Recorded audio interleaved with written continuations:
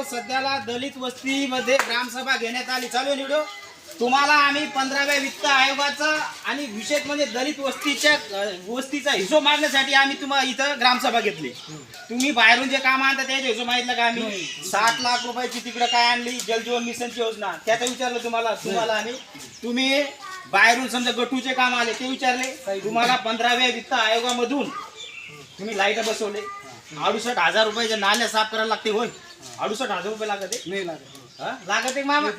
आडे bore आणले तुम्ही 1,26,000 तेवढं लागत काय तो हिशोब मागायला आम्ही तुम्हाला आमच्या भांडणं करायलो काय. अरे हेच जर परंपरा चालू ठेवली तर गावाचा विकास कधी होईल. जागृत होते ना